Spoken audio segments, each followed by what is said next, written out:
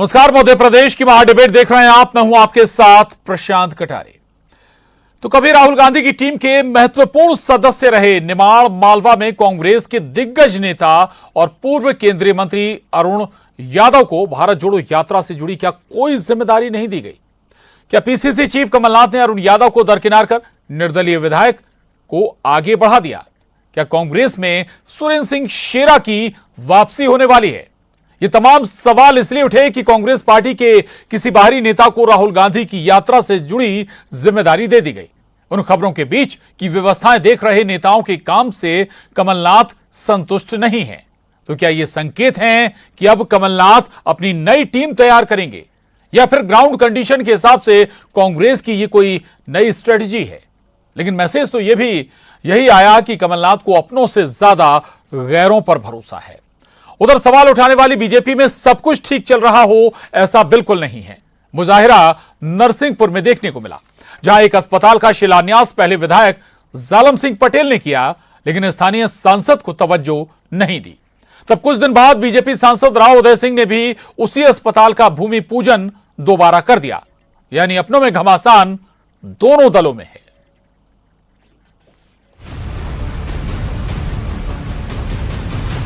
20 नवंबर को बुरहानपुर से मध्य प्रदेश में दाखिल होने वाली कांग्रेस की भारत जोड़ो यात्रा चर्चाओं में है, लेकिन पार्टी के लिहाज से नकारात्मक खबरों के लिए। दरअसल भारत जोड़ो यात्रा की बुरहानपुर और खंडवा की तैयारियों का जिम्मा कमलनाथ ने निर्दलीय विधायक सुरेंद्र सिंह शेरा को दिया है।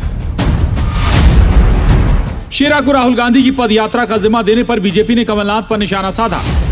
बीजेपी की माने तो कमलनाथ ने एमपी कांग्रेस के दिग्गज नेताओं में शुमार अरुण यादव को दरकिनार कर दिया।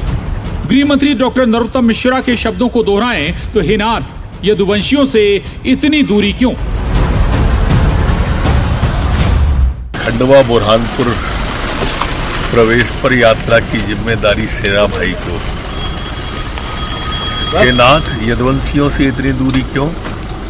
चाहे सचिन पायलट के पिताजी हों, चाहे माधवराव सिंधिया जी के पिताजी हों, या ज्योतिरादित्य सिंधिया जी के पिताजी हों, उनने भी इस इतिहास को देखा है।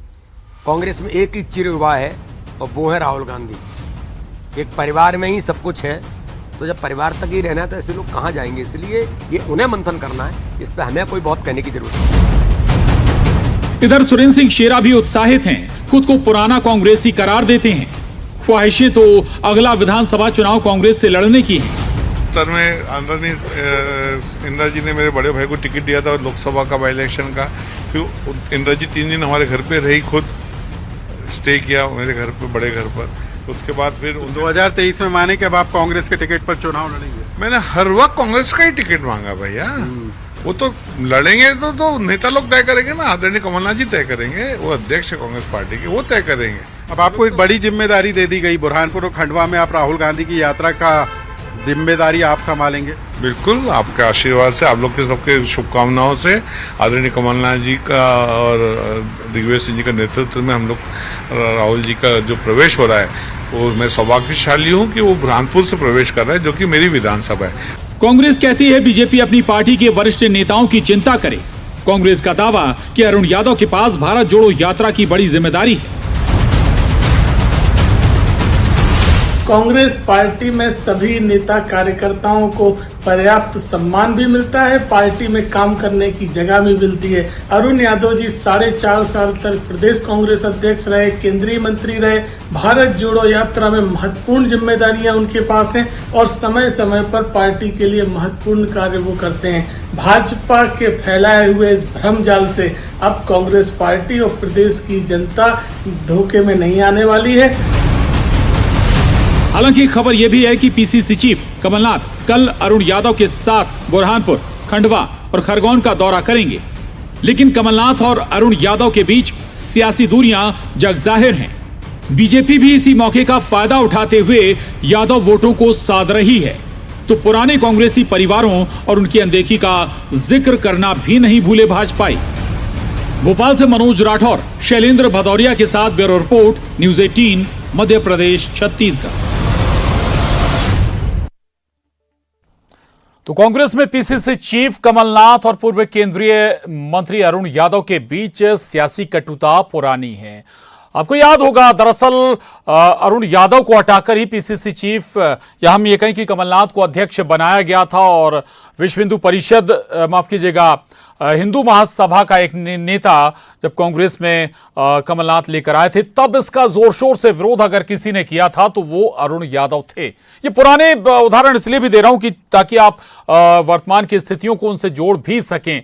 तो अभी यही कहा जा रहा है कि दरअसल अरुण यादव के क्षेत्र में सुरेंद्र सिंह शेरा को बड़ी जिम्मेदारी दे दी गई है, उन्हें वो तवज्जो नहीं मिली है। सवाल बीजेपी उठा रही है, हालांकि बीजेपी भी पूरी तरह से पाक साफ नहीं है। बीजेपी दोनों सियासी दलों में इस तरह की स्थितियां बनती हैं, लेकिन सवाल जरूर उठ रहा है कि आखिर अगर वाकई में दरकिनार किया गया है तो वजह क्या है, क्या नई स्ट्रेटजी है फिर पीसीसी चीफ कमलनाथ की। हमारे साथ 3 खास मेहमान हैं, इस चर्चा में शामिल हो रहे हैं। सनवर पटेल साहब हैं, प्रवक्ता बीजेपी, बहुत स्वागत है आपका सनवर जी।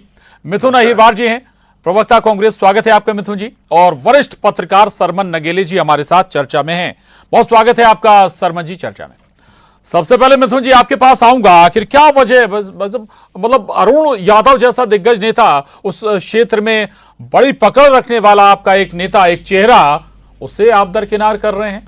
देखिए प्रशांत जी, ये दरकिनार करना कैसे हुआ? अभी आप ही ने कहा कि वे कमलनाथ जी के साथ उस क्षेत्र के दौरे पर जाएंगे, तो ये दरकिनार होते तो साथ तो नहीं होते ना।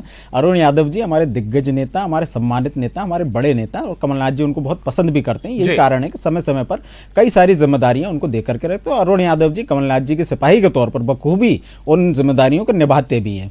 भारतीय जनता पार्टी का क्या है कि इनकी सरकार ठीक से चल नहीं रही है। उमा भारती जी कहती हैं कि मैं अपना नाम बदल लूंगी अगर शराबबंदी नहीं हुई तो। अभी शराबबंदी तो हुई नहीं, कुछ दिन पहले उन्होंने अपना नाम बदल लिया। केपी यादव जी सिंधिया जी को लेकर के राष्ट्रीय अध्यक्ष को पद लिख रहे हैं। केपी यादव जी इनके सांसद भी और प्रवक्ता भी हैं, और वो सिंधिया जी के खिलाफ अपने राष्ट्रीय अध्यक्ष को पद लिख रहे हैं। इन बातों का जवाब भारतीय जनता पार्टी के पास है नहीं। महेंद्र सिंह सिसोदिया जी को यही केपी यादव जी मूर्ख कह रहे हैं। ब्रजेंद्र यादव जी कलेक्टर को पत्र लिख रहे हैं कि फर्जी नियुक्तियां हो रही हैं। सिंधिया गुट के मंत्री को कमल पटेल जी फोन करके कह रहे हैं कि मूंग का किसान हमको निपटा देगा। गोपाल भार्गव जी कह रहे हैं सड़क के पैसे नहीं है। मुख्यमंत्री कहते हैं कि हम जो हैं पैसे के लिए रोने वाले मुख्यमंत्री नहीं है। तो ये जो संकट सरकार पर आए हुए हैं, इन संकटों को टालने के लिए भारतीय जनता पार्टी मौके देखती रहती है कि कांग्रेस पर कैसे आरोप लगाएं। आज तो आप सरकार में, आप बताइए ना, सरकार के तौर पर आप क्या बेहतर कर रहे हैं? आपके संगठन में आप क्या बेहतर कर रहे हैं? आपको तो जरूरत ही नहीं होनी चाहिए। आपकी नजरों में तो कांग्रेस बीजेपी की बात करिएगा, बीजेपी पे सवाल जरूर उठाइएगा। आप स्वतंत्र हैं, आप दोनों सियासी दल स्वतंत्र हैं, लेकिन ये बताइए ना भाई, एक निर्दलीय विधायक जो आपकी पार्टी का हिस्सा नहीं है, राहुल गांधी से महत्वपूर्ण नेता कम इस वक्त तो आपकी पार्टी में है नहीं, राहुल गांधी अध्यक्ष से भी ऊंचे एक लिहाज से कहें कद के लिहाज से, उनकी यात्रा में अगर आप किसी बाहरी व्यक्ति को जिम्मेदारी दे रहे हैं तो सवाल उठेंगे ना। एक तो राहुल जी हमारे राष्ट्रीय अध्यक्ष से ऊपर नहीं है। स्वयं राहुल जी इस बात को कह चुके हैं, राष्ट्रीय अध्यक्ष उनको जो भी जिम्मेदारी देंगे वो उसको निभाएंगे। राष्ट्रीय अध्यक्ष कहते हैं कि जो लाइन राहुल गांधी तय करेंगे उस पर आगे चलेंगे। नहीं, हमारे राष्ट्रीय अध्यक्ष ने जो कहा वो उनकी निष्ठा के आधार पर वो कह रहे हैं, क्योंकि राहुल गांधी जी पार्टी के पूर्व अध्यक्ष भी नहीं है। आज की स्थिति में मल्लिकार्जुन खड़गे जी हमारे अध्यक्ष हैं, और उनका जो निर्देश होगा उसके आधार पर पार्टी काम करेगी। लेकिन भारतीय जनता पार्टी के वो लोग जिनको कि ये आरोप सूझ रहे हैं, वो ये तो बता दें कि यदि संगठन में, पहली बात तो हमारे संगठन में कोई नाफरमानी किसी की है नहीं, लेकिन यदि है भी तो आपकी तो जिम्मेदारी सरकार चलाने की है। आपके मंत्री, आपके विधायक, आपके सांसद आपकी सरकार पर, आपके अधिकारियों पर, आपके मंत्री, आपके मुख्यमंत्री पर लगातार सवाल उठा रहे हैं। आपको क्या कांग्रेस की चिंता होनी चाहिए या जनता की और आपकी सरकार की चिंता होनी चाहिए? इस बात का जवाब भारतीय जनता पार्टी के लोग दे दें। साथ ही साथ यह भी बताएं कि आपके संगठन में रोजाना वीडी शर्मा जी पर हमला, नरोत्तम मिश्रा जी पर हमला, गोपाल भार्गव जी पर हमला और शिवराज सिंह जी पर हमला, ये बार बार क्यों हो रहा है आपके नेताओं की तरफ से? इस बात का भी जवाब दीजिए। चलिए ठीक है सनवर पटेल साहब, एक जो मैसेज से ये भी गया कि भाई आप लोगों के निशाने पर उस क्षेत्र के ओबीसी वोटर हैं, उस क्षेत्र के यादव वोटर्स हैं, जिस अंदाज में आप लोग टारगेट कर रहे हैं, इस पूरे मसले को उठा रहे हैं। देखिए प्रशांत जी, कांग्रेस की अपनी यात्रा है जिसको उन्होंने नाम दिया भारत जोड़ो यात्रा। किस प्रकार से वो भारत को जोड़ रही है, किस प्रकार के कांग्रेस के नेताओं के क्या हाल है जब से यात्रा चालू हुई, हम सबको पता है। लेकिन उस यात्रा के दौरान भी जब वो मध्य प्रदेश में एंट्री करेगी तो वो कांग्रेस किसको अपना जिम्मेदारी देती है, किसको अपना प्रतिनिधि बनाती है, ये ऐसे तो सही मायनों में देखा जाए तो कांग्रेस का अपना अंदरूनी मामला है। बिल्कुल। लेकिन जब हम समाज क्षेत्र में काम करते हैं, राजनीतिक दल के रूप में काम करते हैं, तो जवाबदेही बनती है, तो सवाल पूछे जाते हैं। आप चौथा स्तंभ पे आप भी सवाल करते हैं कि भाई शेरा भाई को जिम्मेदारी दी, इसका क्या अर्थ है? तो भारतीय जनता पार्टी के नेताओं ने यह कहा है कि जिस प्रकार से अरुण यादव जी के साथ हमेशा अन्याय हुआ, ऐसा अरुण यादव जी ने स्वयं कहा है। हमारे विद्वान मित्र तो कह रहे हैं कि 4.5 साल अध्यक्ष रहे। नरोत्तम मिश्रा जी के शब्दों को दोहराएं तो जी सनवर जी, नरोत्तम मिश्रा जी के शब्दों को दोहराएं तो यदुवंशियों से इतनी दूरी क्यों? ये आप कोट अनकोट कर लीजिए ना यहां पर, यदुवंशी क्यों कहना पड़ा प्रशांत जी, क्यों कहना पड़ा? जो आदमी प्रदेश का अध्यक्ष रहा हो अपनी पार्टी का, जो आदमी केंद्र में मंत्री रहा हो, जो आदमी को आप बुधनी चुनाव लड़ने पहुंचाते हो, शहीद होने पहुंचाते हो, वो व्यक्ति जब खंडवा बुरहानपुर से अपना टिकट मांगता है तो उसको यह कहना पड़ता है कि बोता में और खेत कोई और काटता है। उसको यह कहना पड़ता है कि जैकेट में लोग छुरी लेकर घूम रहे हैं। यह हालत अरुण यादव जी की उनकी पार्टी में की गई है।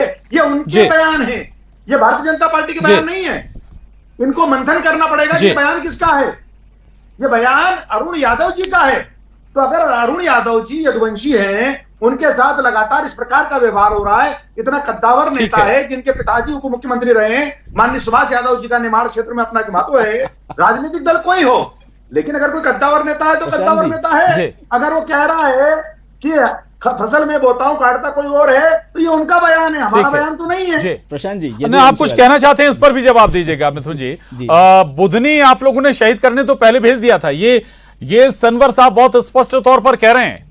देखिए, शहादत की क्या बात है? यदि मुख्यमंत्री के सामने हम चुनाव लड़वाते हैं तो उनके प्रोफाइल को, उनके कद के अनुरूप उनको भेजा था। दिग्विजय सिंह जी के सामने शिवराज सिंह जी को लड़वाया था इन्होंने, तो क्या उनको शहीद करने भेजा था? यदुवंशियों को लेकर के बात हो रही है और नरोत्तम मिश्रा जी की बात को फिजल आउट कर दिया सनवर पटेल जी ने, जब उन्होंने कह दिया कि उनके पिताजी उप मुख्यमंत्री रहे। तो हमने तो यदुवंशियों को उप मुख्यमंत्री बनाया, 2 बार प्रदेश अध्यक्ष बनाया। आपकी पार्टी में बनाने का कोई विचार है क्या? इस बात का तो जवाब दे दीजिए। नरोत्तम मिश्रा जी के पीछे यदुवंशी नेता के लिए अब आप बना रहे हैं क्या? अब तो उनको जिम्मेदारी देकर के रख रहे हैं, फिर सरकार में आएंगे, फिर जिम्मेदारी आपकी पार्टी में किसी यदुवंशी नेता की जिम्मेदारी है क्या? ये तो बताइए। अरुण यादव जी हमारे बड़े नेता हैं, हमारे बड़े नेता, हमारे कद्दावर नेता हैं। आपकी पार्टी के यदुवंशी नेता का नाम तो बताइए सर।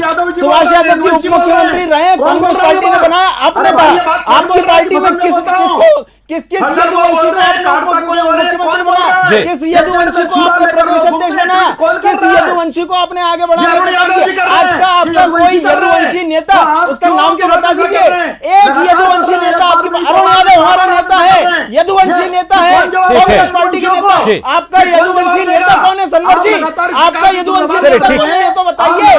नरोत्तम मिश्रा जी यदुवंशी नेता है क्या? शिवराज सिंह जी यदुवंशी नेता है क्या? गोपाल भार्गव जी यदुवंशी नेता? ठीक है जी, चल ठीक है। हमारी चर्चा यदुवंशी नेता पर नहीं है, लेकिन ये एक कमेंट जरूर था जो गृह मंत्री साहब ने किया था, उसको जरूर हम यहां पर अनकोट करना चाहते थे। लेकिन नगेले साहब, ये बड़ा महत्वपूर्ण है कि भाई पार्टी के बाहर किसी व्यक्ति को आप ऐसी जिम्मेदारी दे दें। ठीक है, आप जुड़े रहे कांग्रेस से, अच्छी बात है, आपका परिवार भी कांग्रेसी रहा है, लेकिन वर्तमान में क्या आप कांग्रेस से हैं? आपको अगर इतनी बड़ी जिम्मेदारी दे रहे हैं तो क्या कोई बड़ा संकेत भी मिलता है क्या कमलनाथ की ओर से? कोई नई टीम भी हमें लगता है कि क्या भविष्य में वो तैयार करेंगे? क्या कोई ऐसा मैसेज भी है क्या? देखिए माननीय प्रशांत जी, माननीय राहुल गांधी जी की यात्रा, जो यात्रा निकल रही है भारत जोड़ो यात्रा, उसके उद्देश्य को पहले समझना होगा और उसके उद्देश्य में वो किस तरह का काम कर रहे हैं, किस तरह के लोगों को जोड़ रहे हैं। आप ये देखिए, जब से उनकी यात्रा चालू हुई है तो उस यात्रा के उनके जो बहुत मुख्य पिलर के रूप में जो भूमिका निभा रहे हैं वो योगेंद्र यादव हैं। योगेंद्र यादव कांग्रेस पार्टी के नेता नहीं है। इसके अलावा जब वो दूसरे राज्यों में गए हैं तो रोहित वेमुला उनकी यात्रा में शामिल हुए, उद्धव ठाकरे का बेटा आज शामिल हुआ, एनसीपी के नेता शामिल हो रहे हैं। संजय राउत ने कहा कि मेरा स्वास्थ्य अच्छा होता तो मैं भी उनकी यात्रा में शामिल होता। तो देखिए, उनकी यात्रा में, उनकी यात्रा भारत जोड़ो यात्रा, कोई कांग्रेस को जोड़ने की यात्रा नहीं है, जो मैंने एक पत्रकार के रूप में समझा और जो मैं चीज़ों को देख रहा हूँ कि बहुत सारे लोग उनकी यात्रा में शामिल हो रहे हैं।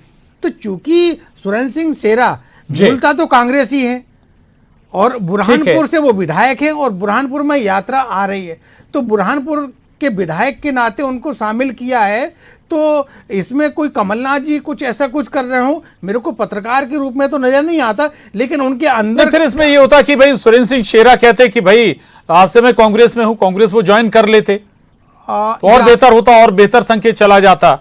देखिए अब कांग्रेस ज्वाइन करने का तो क्या है कि वो उनका अपना निजी मामला है कि पार्टी ज्वाइन करें या नहीं करें, लेकिन मेरी जानकारी ये है कि वो सुरेंद्र सिंह शेरा जी मूलतः दिग्विजय सिंह जी के समर्थक हैं और दिग्विजय सिंह जी चूंकि भारत जोड़ो यात्रा के पिलर हैं और दिग्विजय सिंह जी सीधा कोई अपॉइंटमेंट मतलब उनकी नियुक्ति नहीं कर सकते थे, तो चूंकि वो विधायक भी हैं, उनके क्षेत्र में भी जा रही है वो यात्रा, तो उन्होंने इस नाते से उनको शामिल किया। अब देखिए सुरेंद्र सिंह शेरा जी इतने उत्साहित विधायक हैं कि उन्होंने जिला प्रशासन से परमिशन मांग ली कि हमको फूल बिछाना, उनकी जितने 24 किलोमीटर की यात्रा वहां से निकलेगी तो वो लाल कारपेट बिछाने के लिए इतने उतावले हो गए हैं वो। तो सुरेंद्र सिंह शेरा वहां के कद्दावर नेता हैं और वो मूलतः कांग्रेस ही मानिए आप उनको, कांग्रेस से बाहर मत मानिए। अब आप देखिए कि इस यात्रा के एक तो ये हो गया, दूसरा देखिए सुरेंद्र सिंह शेरा जो है ना शुरू से डाउटफुल नेता रहे हैं, डाउटफुल विधायक रहे हैं, उनकी निष्ठा कब कहाँ बदल जाए कुछ कह नहीं सकते, लेकिन मूलतः वो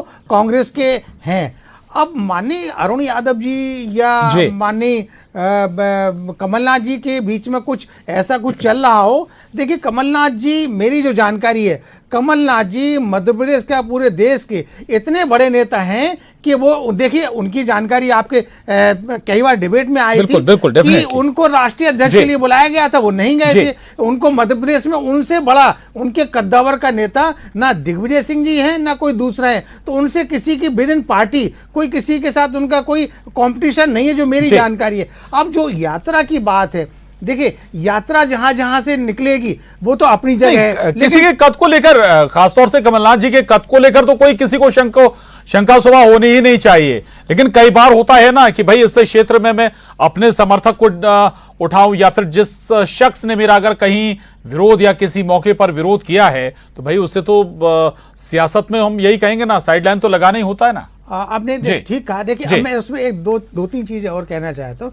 देखिए जैसे यात्रा निकल रही है तो कांग्रेस पार्टी की पूरी कोशिश है, एन केन प्रकार सारे उपक्रम कर रहे हैं कि उस यात्रा का उनको लाभ मिले और कांग्रेस के पक्ष में मतदान हो। इसीलिए 17 उनकी उप यात्राएं निकल रही हैं। जैसे भोपाल में आर्य मसूद यात्रा निकाल रहा है, वो जाके इंदौर में मिलेंगे। शहडोल से यात्रा निकल रही, वो जाके किसी और जिले में मिलेंगे। और रीवा में निकल रही कमलेश्वर पटेल की, वो जाके कहीं और मिलेंगे। इसी तरह से हिना कामरे बालाघाट से निकालेंगी, बाला बच्चन जी अपने बड़वानी से निकालेंगे। बिल्कुल ये एक प्रोसेस है कि भाई केवल जहां जहां से राहुल गांधी गुजरेगी केवल वही इलाका नहीं बल्कि पूरा मध्य प्रदेश कवर हो जाएगा। पर मिथुन जी एक बात बताइए, सुरेंद्र सिंह शेरा वापस आ रहे हैं क्या पार्टी में? टिकट भी देने वाले हैं क्या आप? देखिए मतलब कुछ फाइनल हो गया क्या? सुरेंद्र शेरा जी को तो भारतीय जनता पार्टी ने समय समय पर बहुत कोशिश की कि उनके साथ हो जाए, लेकिन आप ही ने आज पैकेज में दिखाया कि वे चाहते हैं कि वो कांग्रेस पार्टी में वापस आए। तो कांग्रेस पार्टी में यदि वे वापस आना चाहते हैं तो पार्टी उनके नाम को लेकर के भी सर्वे करवाएगी। तो सर्वे में जो लोग सबसे आगे होंगे उनको टिकट भी दिए जाएंगे। लेकिन वो भारतीय जनता पार्टी जो रोजाना कांग्रेस पर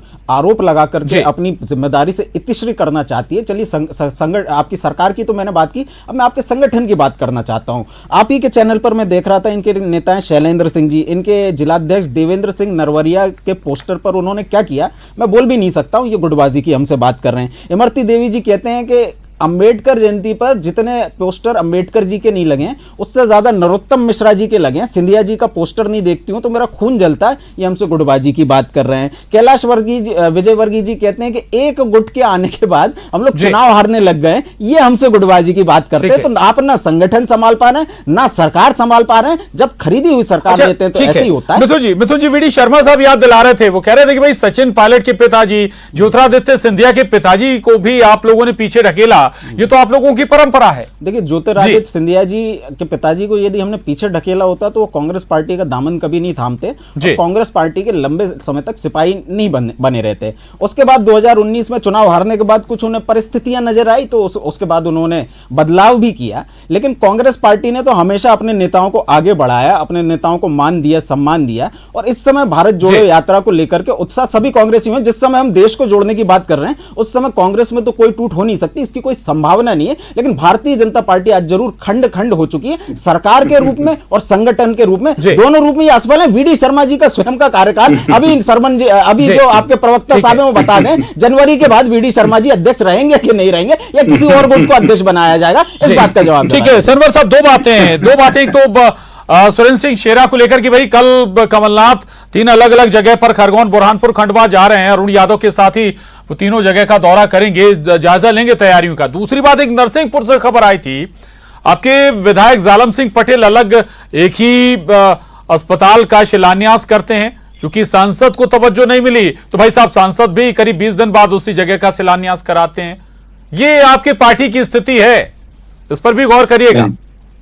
देखिए प्रशांत जी, हमारे विद्वान साथी कितने आरोप लगा ले, कितनी बातें कर ले, उनका धर्म है उनको अपनी पार्टी की बात रखना और विपक्ष पार्टी की बुराई करना, लेकिन भारतीय जनता पार्टी और भारतीय जनता पार्टी की सरकार संवेदनशील सरकार है, रात दिन काम में लगी हुई, कैसे मध्य प्रदेश समृद्धशाली बने इस बात की चिंता करने का काम कर रही है।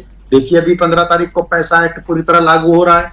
आज दिग्विजय सिंह साहब को 1996 में जिसको लागू करना चाहिए था, आज वो सारी विसंगतियों को दूर करते हुए, सारी कमियों को दूर करते हुए 11 उस एक्ट के अधिनियमों को पूरा करते हुए बचे हुए 4 को भी लागू किया जा रहा है। कैसे हम ट्राइबल क्षेत्र में अति जो पिछड़े लोग हैं हमारे, उनको मुख्य धारा में लाएं। तो भारतीय जनता पार्टी की संवेदनशील सरकार वो सरकार है जो सुबह 6 बजे उठकर अपनी जनता की, अपने प्रदेशवासियों की चिंता करने का काम करती है। भारतीय जनता पार्टी का संगठन वो संगठन है जो अपने कार्यकर्ताओं को प्रशिक्षित करके और समाज क्षेत्र में कैसे काम करे इसके लिए रात दिन एक करता है। आप देख रहे हैं कि आज 11 तारीख है, आज सोशल मीडिया का सुघोष कार्यक्रम किस प्रकार से संपादित हुआ। आप देखिए अगले दिनों में महिला मोर्चा का देवास में कल कार्यक्रम किस प्रकार से संपादित हुआ, आप सिवनी में युवा मोर्चे का कार्यक्रम किस प्रकार से संपादित हुआ। तो कैसे हम समाज क्षेत्र में प्रशिक्षित होकर जाएं और कैसे अंतिम व्यक्ति की सेवा करें। भारतीय जनता पार्टी 24 घंटे 365 दिन अपने इस काम में लगी रहती है और कांग्रेस के पास सिवाय गुटबाजी के कोई काम नहीं है, तो वो कह देती है कि भाजपा। हालांकि आपने उस पर जवाब नहीं दिया। नरसिंहपुर की जिस खबर का मैंने जिक्र किया उस पर जवाब नहीं मिला। खैर सर के पास आ रहा हूं। सरमन सर, एक महत्वपूर्ण बात जिसका जिक्र आप कर रहे थे कि कमलनाथ जी की कोशिश यही कि हर हाल में यात्रा सफल हो, तो क्या वाकई में ग्राउंड कंडीशन के हिसाब से यहां फैसले लिए गए कि भाई जहां व्यवस्था जैसे खाने पीने की व्यवस्था संजय शुक्ला को दे दी, यानी कि जहां बड़ा फंड लगना है तो उस व्यक्ति को दे दी, बुरहानपुर की जिम्मेदारी इसलिए शेरा को सौंप दी कि भाई वो वहां पर ग्राउंड पर मजबूत हैं, भीड़ जुटा पाएंगे, लोगों को जुटा पाएंगे। सरमन जी देखिए प्रशांत जी, आपने बहुत अच्छी बात कही है। मेरे को ध्यान आ रहा है कि सुरेंद्र सिंह शेरा जी के परिवार में शादी थी जी और विधानसभा सत्र आया तो उन्होंने ये बातचीत में बताया कि उन्होंने लगभग 1.5 लाख लोगों को भोजन कराया था। तो सुरेंद्र सिंह शेरा जी वो सक्षम नेता हैं, ऐसा कर सकते हैं। तो हो सकता है कि कमलनाथ जी की मंशा ये रही हो कि भाई वहां जरूरत है, जैसे आपने संजय शुक्ला का बताया, तो वो कमलनाथ जी को ऐसा लग रहा होगा कि भाई कहीं कुछ हमारे से कमी ना हो जाए, क्योंकि अल्टीमेटली राहुल गांधी जी की यात्रा है और उनको मध्य प्रदेश में सत्ता की वापसी के लिए सारे उपक्रम कर रहे हैं। अब देखिए जहां तक यात्रा और मध्य प्रदेश के संदर्भ की बात है, तो देखिए यात्रा 382 किलोमीटर चलना है, 6 उसमें जिले शामिल होना, 18 विधानसभा क्षेत्रों को वो वहां से गुजरेगी वो। तो अब इसका कांग्रेस पार्टी पूरा लाभ लेने की, देखिए मैंने उपचुनाव उप यात्राओं की भी बात की आपसे कि पूरे राज्य में मैसेज देना चाहिए, लेकिन कांग्रेस तो यात्रा कर रही है, आडवाणी जी ने भी यात्रा की थी और मध्य प्रदेश के मुख्यमंत्री माननीय शिवराज सिंह चौहान जी भी निकट भविष्य में बिल्कुल। और शर्मा जी एक बात बहुत स्पष्ट है कि ऐसी यात्राओं का लाभ जरूर मिलता है सियासी दलों को, लेकिन पार्टी के अंदर, मैं एक पार्टी की बात नहीं कर रहा हूं, कांग्रेस बीजेपी दोनों सियासी दलों के अंदर जो आपसी मतभेद हैं नेताओं के अंदर, उन पर जरूर गौर करना होगा। बहुत शुक्रिया आप तीनों खास मेहमानों का, सनवर साहब, मिथुन जी और सरमन जी, बहुत धन्यवाद चर्चा में शामिल होने के लिए। तुम्हारा डिबेट में बस इतना ही।